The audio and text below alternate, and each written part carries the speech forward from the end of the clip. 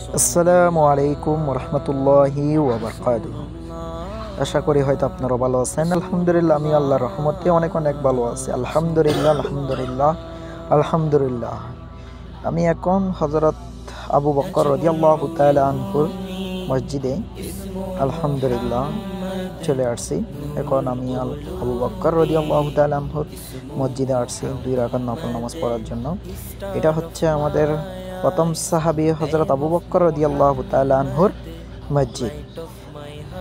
দেখে মনটা অনেক ভালো লাগছে, অনেক শান্তি লাগছে মনের মধ্যে। আলহামদুলিল্লাহ, অনেক মানুষ এই মসজিদে প্রবেশ করেছে শুধু 2 রাকাত নফল নামাজ পড়ার জন্য। দেখেন তৎকালীন যুগের মসজিদ কি দিয়ে তৈরি করেছে আবু বকর রাদিয়াল্লাহু তাআলা তার সাহাবীরা সবাই মিলে।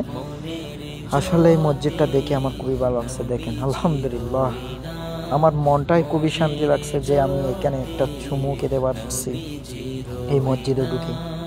জীবনটাই ধন্য।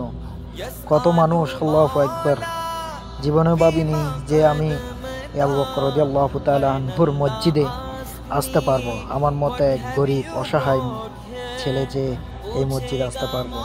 আল্লাহর কাছে লাখো লাখো শুকরিয়া।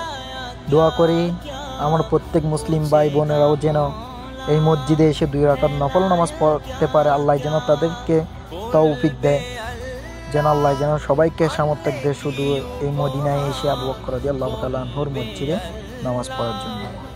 তো সবাই দেখেন, ভালো থাকবেন।